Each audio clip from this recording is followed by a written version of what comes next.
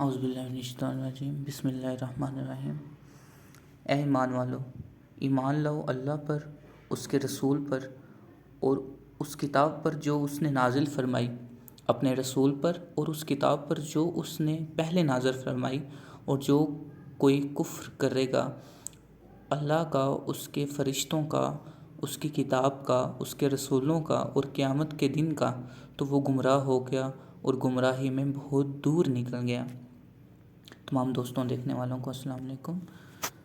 گزشتہ سبق میں ہم نے سورۃ التکویر کی چند مزید آیات کو سمجھنے کی کوشش کی تھی تاکہ اپنے ایمان کو مضبوط کریں اور اللہ کا قرب حاصل کر سکیں، اور ان تعلیمات پر زیادہ بہتر طریقے سے، زیادہ جوش کے ساتھ، زیادہ پیشن کے ساتھ عمل کر سکیں جن کا اللہ تعالیٰ نے حکم دیا ہے، اور جس مقصد کے لیے ہمیں تخلیق کیا ہے اس مقصد کو پورا کر سکیں۔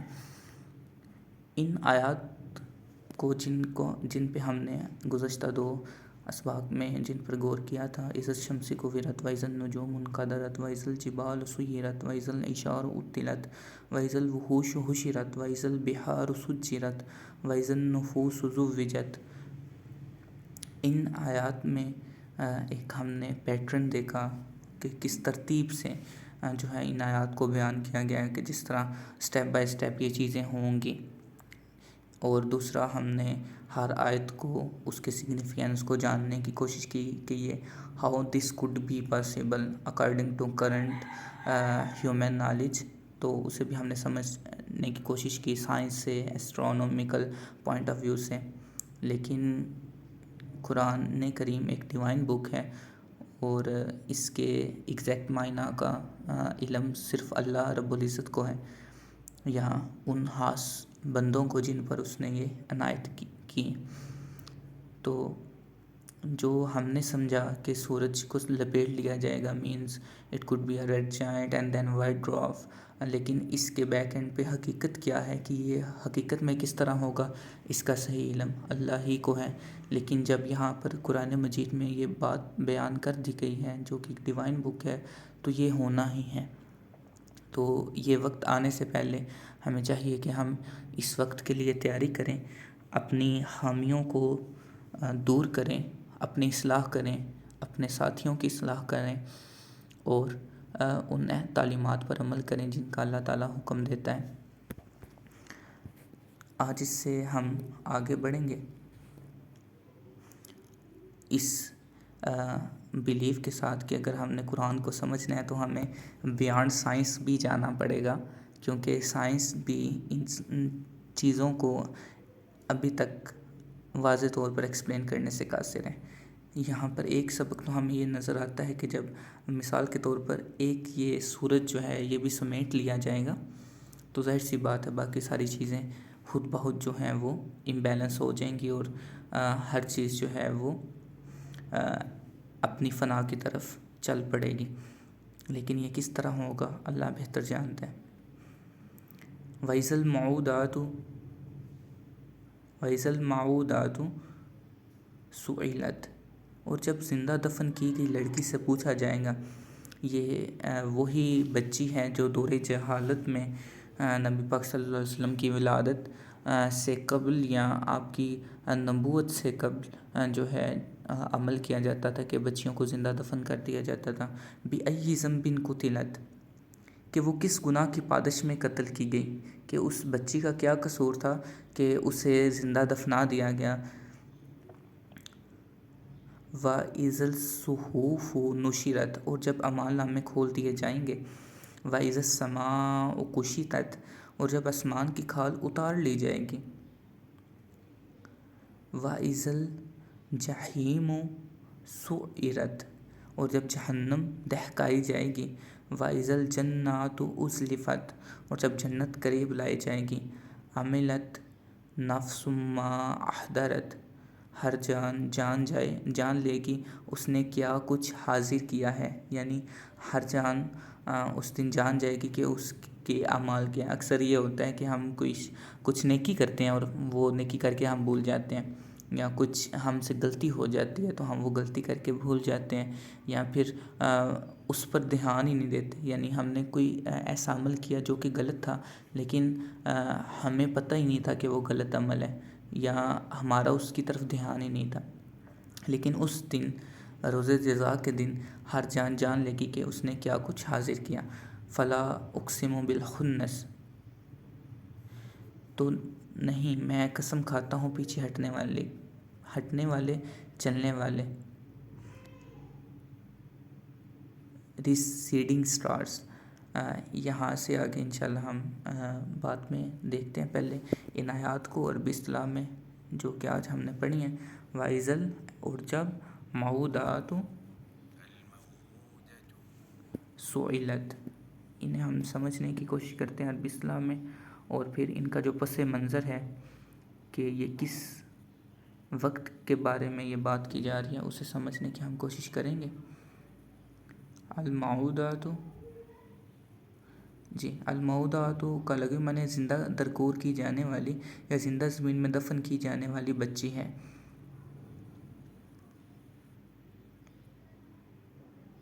جی، یہ دور جہالت کو ریپرزینٹ کرتا ہے، کا مطلب ہے کہ کسی شخص نے اپنی بیٹی کو مٹی میں زندہ دفن کر دیا۔ سئلت مین پوچھی جائے گی، یعنی اس سے کویشچن ہوگا۔ کویشچن آپ کہہ سکتے ہیں، آسکڈ کہہ سکتے ہیں، کہ جب اس بچی سے سوال ہوگا جسے زندہ دفن کر دیا گیا۔ جی، سئلت ہے اس سے پوچھا گیا، اس سے سوال کیا گیا۔ بِأَيِّ ذَنبٍ، بِأَيِّ کس، ذنبٍ گناہ میں، قتلت ماری گئی۔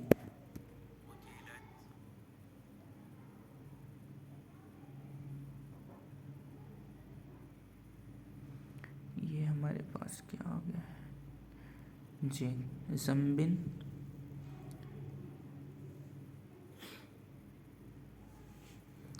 عربی لسانیات میں ذنبٍ کا بنیادی لغوی معنی پیچھے لگنا، کسی کے پیچھے آنا، اور دم یا پونچھ ہے۔ عربی لغت میں جاندار کی دم کو ذنب کہا جاتا ہے، کیونکہ وہ جانور کے جسم کے بالکل آخر میں اور اس کے پیچھے ہوتی ہیں۔ اس کے بعد عاقبت اور انجام، چونکہ گناہ کا انجام اور اس کا برا نتیجہ انسان کے پیچھے لگتا ہے یا اس کے پلے پڑتا ہے، اسی لیے عربی زبان میں اس سے ایسے فعل بد یا خطا کو ذنب کہا جاتا ہے کہ جس کا برا انجام اور وبال انسان کے پیچھے آئے۔ تو یہ اسی وبال کے بارے میں، یعنی اسی گناہ کے وبال کے بارے میں اس سے پوچھا جا رہا ہے کہ کس گناہ کے وبال میں جو ہے وہ ماری گئی۔ قتلت مینز ڈائڈ، ہلاک ہونا، اسے ہم نے پہلے قتل الانسان ما اکفر، یہ ہم نے پڑھا تھا۔ قتل، قتل کی گئی، مار ڈالی گئی، تو کس گناہ کی پادش میں وہ ہلاک ہو گئی، قتل ہو گئی۔ وَإِذَا الصُّحُفُ نُشِرَتْ، پہلے ان دو آیات کا پس منظر ہم دیکھتے ہیں۔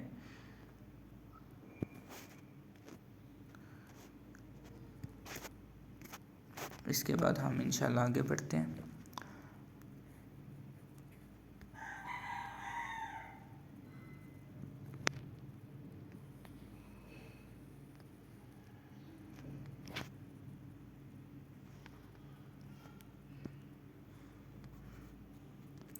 اینڈ significance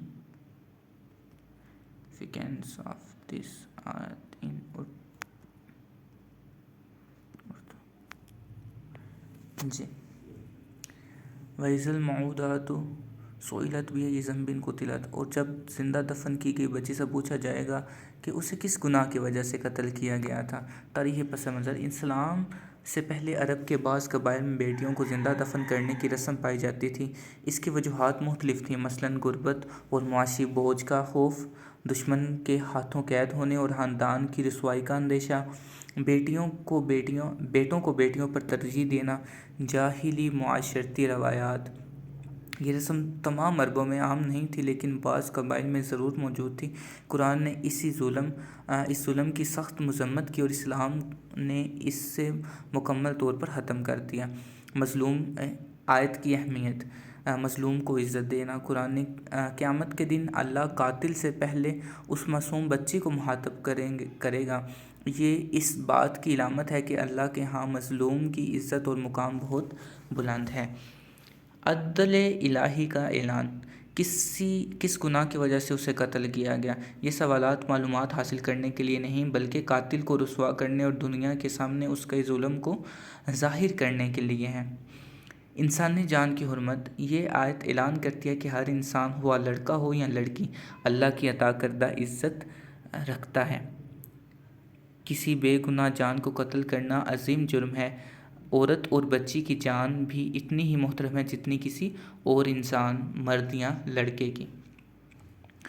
آج ہماری بچیوں کو، ہماری عورتوں کو اس بارے میں غور و فکر کرنا چاہیے، اس سے پہلے کہ وہ اس سلوگن کو ریز کریں کہ میرا جسم میری مرضی۔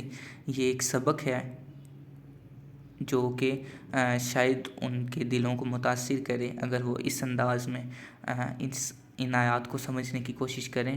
آج کے دور میں اس آیت کا پیغام، اگرچہ زندہ دفن کرنے کی رسم ختم ہو چکی ہے لیکن اس آیت کا پیغام آج بھی زندہ ہے۔ یہ ہر اس ظلم کے خلاف ہے جس میں بچیوں کے حقوق چھینے جائیں، لڑکیوں کو تعلیم سے محروم رکھا جائے، صنفی امتیاز کیا جائے، بچوں پر تشدد یا ان کا استحصال کیا جائے، کسی معصوم انسان کو ناحق قتل کیا جائے۔ سورۃ تکویر کی ترتیب میں اس آیت کا مقام، کائنات کا نظام بدلتا ہے، جانور جمع ہوتے ہیں، انسان اپنے گروہوں میں جمع ہوتے ہیں، پھر اللہ ایک خاص مظلوم کا ذکر کرتے ہیں۔ یہ اس بات کی علامت ہے کہ قیامت کے دن کوئی ظلم ہوا کتنا ہی پرانا یا چھپا ہوا کیوں نہ ہو، اللہ کے انصاف سے نہیں بچ سکے گا۔ ایک تصوراتی منظر، تصور کریں میدان حشر میں اربوں انسان کھڑے ہیں، ہر شخص اپنے اعمال کے حساب کا منتظر ہے، پھر ایک معصوم بچی جسے دنیا میں بولنے کا موقع بھی نہ ملا، اللہ کے سامنے عزت کے ساتھ کھڑی ہے اور اس سے سوال پوچھا جاتا ہے تمہیں کس جرم میں قتل کیا گیا تھا؟ یہ سوال پوری انسانیت کو جھنجھوڑ دیتا ہے۔ قاتل کے پاس کوئی جواب نہیں ہوتا کیونکہ اس معصوم کا کوئی جرم تھا ہی نہیں۔ اس لمحے اللہ کا کامل انصاف سب کے سامنے ظاہر ہو جاتا ہے۔ تو یہ ایک خوبصورتی نظر آتی ہے روز محشر میں کہ اس دن کسی جان پر ظلم نہیں ہوگا، انصاف کا جو ہے معیار جو ہے اسے گرنے نہیں دیا جائے گا بلکہ کامل انصاف کیا جائے گا جس میں کوئی شبہ، کوئی شک نہیں ہوگا، کسی جان کو بے انصاف نہیں چھوڑ دیا جائے گا۔ بِأَيِّ ذَنبٍ قُتِلَتْ وَإِذَا الصُّحُفُ نُشِرَتْ، اور جب اعمال نامے کھول دیے جائیں گے، یعنی جتنے بھی ریکڈز ہوں گے لوگوں کے، وَإِذَا الصُّحُفُ اعمال نامے، نُشِرَتْ یعنی پھیلا دیے جائیں گے۔ عربی اصطلاح میں ساتھ ساتھ ہم سمجھتے جائیں گے تاکہ تھوڑا علم میں بھی اضافہ ہو جائے۔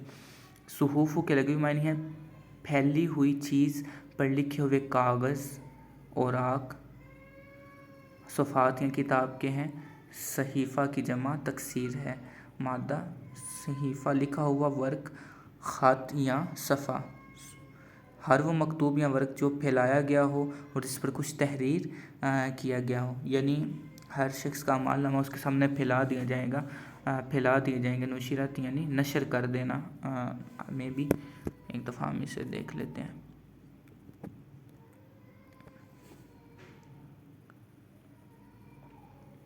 جی، پھیلانا، کھولنا، اشکار کرنا، لغوی گرامر میں کھولنا، پھیلانا، بکھیرنا یعنی واضح سامنے لے آئیں گے۔ اس کے بعد وَإِذَا السَّمَاءُ كُشِطَتْ، اور جب آسمان کی کھال اتار لی جائے گی۔ اب یہاں پر مجھے وہی آیت یاد آ رہی ہے کہ جس میں ایک دفعہ ہم پزل بھی ہوئے تھے، اور وہ آیت تھی غالباً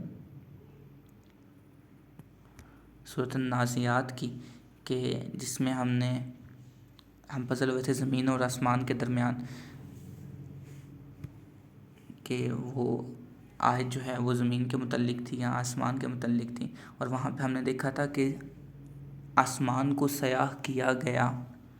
ٹھیک ہے، وہ ایک دفعہ بلکہ آیت کو ہم پہلے دیکھ لیتے ہیں۔ وہ آیت تھی سورہ النازعات کی، اور اس میں ہم نے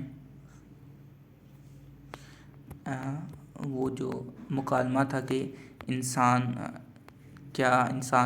کی تخلیق مشکل ہے یا آسمان کی، اس نے اسے بنایا۔ ان آیات کو جب ہم دیکھ رہے تھے، انتم اشد خلقا ام السماء بناہا، کیا تمہاری تخلیق زیادہ مشکل ہے یا آسمان کی؟ رفعہا سمکہا فسواہا، اس کے گنبد کو بلند کیا اور پھر اسے ہر طرح سے درست کیا۔ وَأَغْطَشَ لَيْلَهَا وَأَخْرَجَ ضُحَاهَا، اس کی رات کو اندھیرا کر دیا اور اس کے دن کو ظاہر کر دیا۔ تو یہ جو آسمان ہے، جو یہ کور دیا گیا ہے، یہ جو غلاف ہے، اس غلاف کو جو ہے ہٹا دیا جائے گا۔ اس کے متعلق یہاں پر تذکرہ ہو رہا ہے۔ صورت جو ہے ہمارے پاس ابھی سورۃ التکویر کی ان آیات میں یہ اس سے کچھ حد تک ملتے جلتے ہیں۔ اور جب آسمان کی کھال اتار لی جائے گی، یعنی جو اس کی رات کو اندھیرا کیا گیا تھا، اس کے اوپر وہ جو کھال چڑھائی گئی تھی، یعنی جس طرح ہم نے اس کو وہ پینٹ سے سمجھنے کی کوشش کی تھی، تو it could be something like that or maybe something beyond that، کیونکہ اس دن ہم بیانڈ سائنس گئے تھے، لیکن سٹل ہم اپنی سوچ میں پھر بھی محدود ہیں، تو ہم ایگزیکٹلی نہیں کہہ سکتے کہ ایسا ہی ہوگا، لیکن دس could be possible۔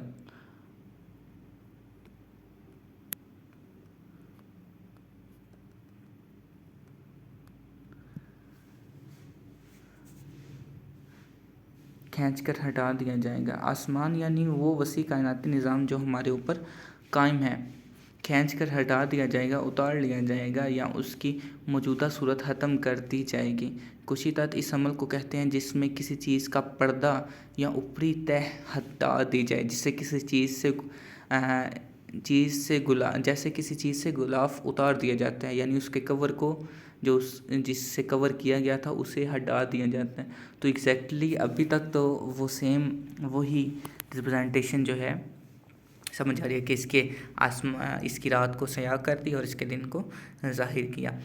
تو میں بھی جس کور کی ہم ابھی بات کر رہے ہیں یہ وہی کور ہو، اور یہ آیت جس جگہ پہ بیان کی جا رہی ہے، جس پوزیشن پہ بیان کی جا رہی ہیں، وہ روز محشر کی ٹائم کی بات ہے، یعنی محشر کے میدان میں، یعنی اس وقت یہ جو ہے آسمان ہٹا دیا جائے گا، یہ کور کو ہٹا دیا جائے گا، آسمان کے اس کور کو، آسمان کی کھال کو اتار لیا جائے گا۔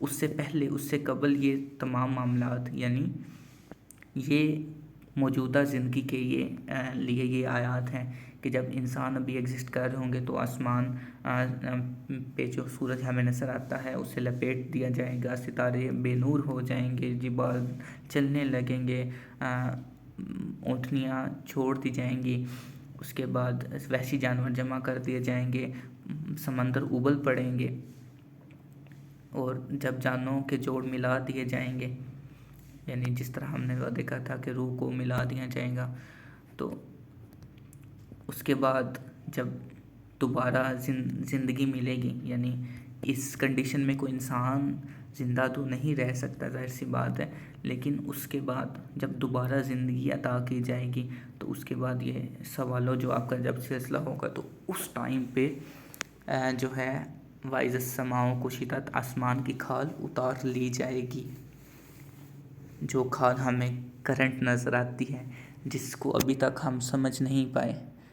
It could be dark matter, it could be anything beyond science, beyond our visions and knowledge، لیکن جب وہ وقت آئے گا تو ہمیں وہ نظر آ جائے گا کہ وہ کھال کیا چیز ہے اور اس کھال کے پیچھے کیا چیز ہے، تو وہ جب وقت آئے گا تو واضح ہو جائے گا۔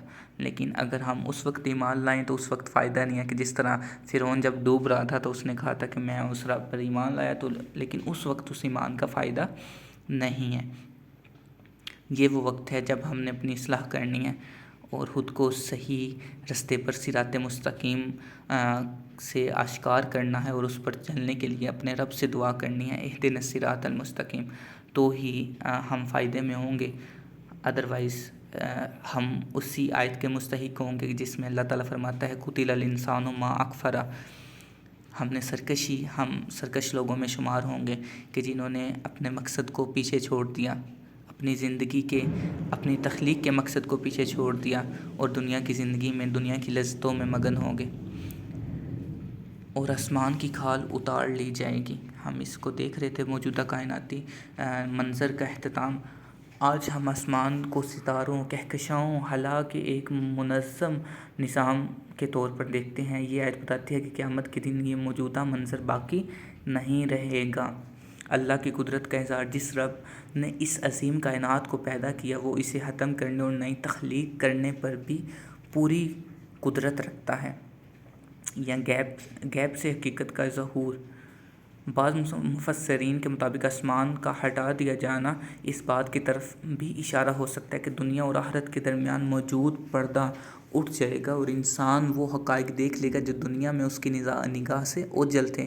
یہ ایک تفسیری احتمال ہے، قطعی معنی نہیں۔ فلکیاتی تدبر، ایسٹرونومیکل پوائنٹ آف ویو سے دیکھتے ہیں جی، کائنات مسلسل تبدیل ہو رہی ہے، ستارے پیدا ہوتے ہیں، فنا ہوتے ہیں، کہکشائیں حرکت کرتی ہیں، باہمی تعامل کرتی ہیں۔ کائنات کے مستقبل کے بارے میں مختلف سائنسی نظریات موجود ہیں، لیکن ان کا حتمی انجام معلوم نہیں۔ ان معلومات کی روشنی میں یہ تصور کیا جا سکتا ہے کہ ایک ایسا وقت آئے گا جب موجودہ کائناتی ساخت اپنی موجودہ شکل میں برقرار نہ رہے۔ تاہم یہ واضح رہنا چاہیے کہ یہ آیت قیامت کے غیبی واقعے کو بیان کرتی ہے اور اسے کسی موجودہ سائنسی نظریے کے ساتھ قطعی طور پر مساوی قرار نہیں دیا جا سکتا۔ اسپیس اینڈ ٹائم کے تناظر میں تصور کریں کہ اربوں سال سے پھیلی ہوئی کہکشائیں، ستارے، نیبیولا ایک عظیم پردے کی مانند انسان کے سامنے ہیں۔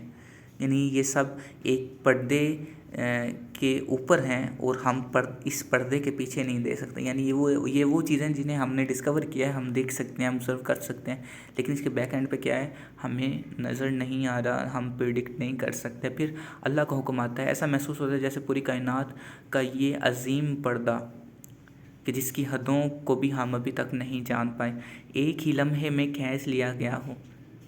نہ نیلا آسمان باقی رہتا ہے، نہ ستاروں کی چمک، نہ خلا کی وہ مانوس وسعت۔ زمان و مکان کا موجودہ نظام اپنی آخری حد کو پہنچ جاتا ہے اور ایک نئی حقیقت ظاہر ہونے لگتی ہے۔ یہ منظر انسان کو احساس دلاتا ہے کہ جس انسان آسمان کو وہ ہمیشہ سے مستقل سمجھتا تھا، وہ بھی اللہ کی مخلوق ہے اور اس کے حکم سے بدل سکتا ہے۔ سورۃ التکویر کی ترتیب، یہاں پر وہ ترتیب ہمارے سامنے ہے۔ پھر آسمان اپنے موجودہ صورت سے ہٹا دیا جائے گا۔ یہ ترتیب ظاہر کرتی ہے کہ قیامت صرف زمین نہیں بلکہ پوری کائنات کے موجودہ نظام کے اہتمام کا نام ہے۔ جی، تو آئی تھنک بہت سے پوائنٹ آف ویو سے ہم نے اس آیت کو دیکھ لیا ہے، اور یہ اس بات کا بولتا ثبوت ہے کہ اگر ہم نے قرآن کو سمجھنا ہے تو ہمیں بیانڈ سائنس جانا پڑے گا۔ ایون یہاں پر جو ہے یہ بات واضح بھی ہو رہی ہے کہ یہ بیانڈ سائنس بات ہے، لیکن اس پردے سے وہ پردہ مراد ہو سکتا ہے۔ اور اگر ہم اسے ایسٹرونومیکل پوائنٹ آف ویو سے جب دیکھ رہے تھے تو بہت سی یہاں پر عوامل ہیں کہ یہ it could be possible in that way, کہکشائیں حرکت کرتی ہیں، باہمی تعامل کرتی ہیں۔ تو اب اگر اس پوائنٹ آف ویو سے دیکھیں تو اربوں خربوں سال ہیں، لیکن اگر قیامت کی نشانیوں کو دیکھیں تو ایسا لگتا ہے کہ جیسے وقت بہت قریب آ چکے ہیں۔ تو اب یہ اربوں خربوں سال اللہ چاہے تو ایک لمحے میں ختم کر دے، یا جس طرح کے اس زندگی وجود میں آئی تھی، اس کے متعلق میں نے ایک ویڈیو دیکھی تھی، میں یہاں پر یوٹیوب پہ آپ کو دکھا دیتا ہوں۔ نتھنگ، آپ اسے دیکھ سکتے ہیں، اینڈ ایوری تھنگ۔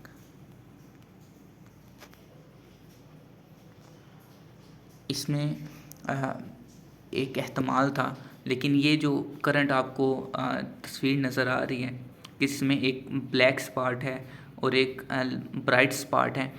تو کہا جاتا ہے کہ یہ جب دونوں میٹر آپس میں ملے تو پھر اس سے آغاز ہوا اور پھر بگ بینگ اینڈ دین سو آن، مطلب یہ سٹارٹ ہے۔ تو اسے آپ مثال کے طور پر لے سکتے ہیں۔ تو جس طرح کہ اس کا آغاز ہوا تھا، یعنی اب ہمیں نہیں پتہ کہ بگ بینگ کیسے ہوا تھا، ہمیں یہ پتہ ہے بگ بینگ ہوا تھا، لیکن کیسے ہوا تھا اس کے بیک اینڈ پہ، یعنی یہ پارٹیکلز کہاں سے آئے تھے جنہوں نے particle and antimatter and antimatter, ان کے آپس میں ملنے سے دھماکہ ہوا تھا. یعنی آسان الفاظ میں آپ کے سامنے یہ بات رکھ رہا ہوں. تو یہ ایک سمجھا جاتا ہے، یہ ایک پوائنٹ ہے جو رکھا جاتا ہے ابھی تک کرنٹ نالج کے اکارڈنگ، یہاں سے آغاز ہوا تھا. تو اب یہ کیسے ہوا تھا اس کا ابھی تک کسی کو آنسر نہیں پتا. ٹھیک ہے، یہ وہ بات ہے جو بیانڈ سائنس ہے ابھی تک. اور اگر ہم مثال کے طور پر جان بھی لیں تو بھی ہمیں نہیں پتا کہ یہ آسمان کی کھال کیسے کھینچ لی جائے گی.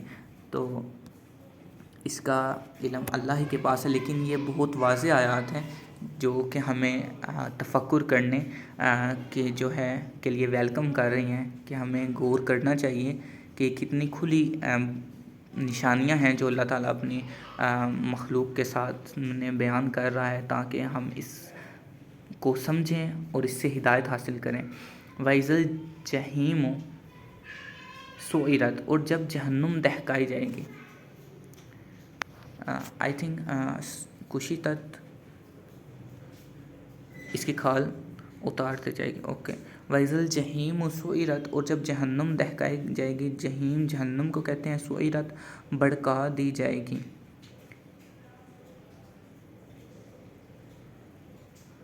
اب نہ تو ہم اس جہنم کو جانتے ہیں، یعنی آسمان کی کھال اتار دی جائے گی، تو اس کے بیک اینڈ پہ کوئی جہنم ہے جو ابھی تک ہم نے نہیں دیکھی. ابھی تو ہمارے لیے سورج بھی بہت، اگر اسے قریب سے دیکھا جائے تو وہ بھی جہنم کا ہی نظارہ پیش کرتا ہے. لیکن ہم نہیں جانتے کہ وہ کتنی ہولناک یا دردناک یا کتنی پینفل جگہ ہوں گی، جسے ہیل فائر کہتے ہیں. شاید ہم نے اس فائر کو کبھی دیکھا ہی نہ ہو، یا جو کرنٹ ہمیں فائر نظر آتا ہے وہ اس کے مقابلے میں ایک ٹھنڈی ہوا کی مانند ہو. ہم کچھ بھی مطلب اس کے بارے میں نہیں جانتے. لیکن جب جہنم دہکائی جائے گی، اور یہ دہکانا کسی انسان کا دہکانا نہیں ہے، یہ اللہ کے حکم سے دہکائی جا رہی ہیں، تو ہم اس کا تصور بھی نہیں کر سکتے. وَإِذَا الْجَنَّاتُ أُزْلِفَتْ، اور جب جنت قریب لائی جائے گی. اور یہ ایک بہت خوبصورت پیٹرن ہے کہ جب بھی کوئی بات انسان کو ڈرانے کے لیے کی جاتی ہے کہ وہ اس سے سبق حاصل کرے، عبرت حاصل کرے، ساتھ ہی اللہ تعالیٰ جنت کا ذکر فرما دیتا ہے. سورۃ الرحمن میں بھی بالکل یہی پیٹرن ہے. پہلے جہنم کا ذکر ہوا، اس کے بعد جو ہے وَلِمَنْ خَافَ مَقَامَ رَبِّهِ جَنَّتَانِ، 2 جنتوں کا ذکر ہوا. وَمِن دُونِهِمَا جَنَّتَانِ، اس کے بعد مزید 2 جنتوں کا ذکر ہوا، ان میں ان کی نعمتوں کا ذکر ہوا. تو یہ ایک محبت کا ایک بہت ہی بیوٹیفل پیٹرن ہے کہ انسان ڈر کے جو ہے ان چیزوں پر ایمان نہ لائے، بلکہ اس سے عبرت حاصل کرے، اور اس کو اس کی حقیقت اور اس کی اصل منظر کے ساتھ ہی مینشن کر دیا جائے کہ اگر آپ جو ہیں وہ کامیاب ہو جاتے ہو، اگر آپ خود کو دنیاوی لذتوں سے پاک رکھتے ہو، ان تعلیمات پہ عمل کرتے ہو جو اللہ نے ہمارے بھلے ہی کے لیے جو ہے ہم پر اتاری ہیں، تو اس کا انجام بھی ساتھ ہی ہے. وَإِذَا الْجَنَّاتُ أُزْلِفَتْ. تو یہ وہ اظہار ہے، یہ وہ محبت ہے کہ جو ایمان کو مضبوط بھی کرتی ہے، دل کو مسرور بھی کرتی ہے، اور جو پیشن ہے اسے بوسٹ اپ بھی کرتی ہے. اللہ اس محبت کو، اس پیشن کو میرے لیے، آپ سب کے لیے جو ہے وہ قائم رکھے، اور اسے مزید انکریز کرے، اور ہمیں ہمارے نفوس پر اور شیطانی وسوسوں پر اور حاسدین کے حسد سے، شریروں کے شر سے محفوظ رکھے. وَإِذَا الْجَنَّاتُ أُزْلِفَتْ، اور جب جنت قریب لائی جائے گی. عَلِمَتْ نَفْسٌ مَّا أَحْضَرَتْ، اس دن ہر جان جان لے گی کہ اس نے کیا کچھ حاصل کیا ہے. ہر جان کو اس دن جو ہے اپنے اعمال کا پتہ چل جائے گا، اپنی منزل کا پتہ چل جائے گا کہ وہ کیا لائے ہیں اور ان کی اب منزل کہاں پہ ہیں. لیکن اس سے قبل اللہ تعالیٰ نے 1400 سال قبل قرآن مجید، اور اس سے قبل بہت سی مختلف الہامی کتابیں، الہامی کتاب انجیل، تورات، زبور اور بے تحاشا صحیفے، آدم، حضرت عیسیٰ علیہ السلام اور بہت سے انبیاء، ادریس علیہ السلام، کتنے ہی انبیاء کو اللہ تعالیٰ نے صحیفوں سے، اور بہت سے ایسے انبیاء ہیں جن کے شاید ہمیں نام بھی نہیں پتہ. میں نے ایک قصص الانبیاء پڑھی تھی بچپن میں، اس میں کچھ نام ہیں جو میں نے ابھی آپ کے سامنے ذکر کیا، اور ایک جو ہے تاریخ تبری میں ابھی پڑھ رہا ہوں، تو اس میں بے تحاشا ایسے انبیاء کا ذکر ہے کہ جن کا میں نے پہلے ذکر نہیں کیا تھا، جس میں ارمیہ علیہ السلام ہے، اور بھی بہت سے ہیں کہ جن کو اللہ تعالیٰ نے مختلف علوم دیے، مختلف صحیفے بھی عطا کیے گئے. تو اللہ تعالیٰ کی طرف سے یہ تعلیمات جو ہے روز ازل سے، جب انسان دنیا میں آیا تھا تب سے یہ تعلیمات انسان کے ساتھ آئی ہیں، اور ہمیں بس جو ہے ہمارے مقصد سے کبھی بھی جو ہے غافل نہیں رکھا گیا. ہمیشہ کوئی نہ کوئی بتانے کے لیے اس دنیا میں موجود رہا ہے. تو ہمیں بس ان کو سمجھنا ہے اور اس پر عمل کرنا ہے وہ وقت آنے سے پہلے، کہ تاکہ ہمارا انجام فرعون جیسا نہ ہو، نمرود جیسا نہ ہو. اللہ ہمیں ان آیات کو سمجھنے کی، ان آیات کو سمجھ کر اپنے ایمان کو مضبوط کرنے کی، اور اس ایمان کے تصدق اللہ کا قرب حاصل کرنے کی توفیق عطا فرمائے. اسی کے ساتھ اجازت دیجیے. اللہ حافظ.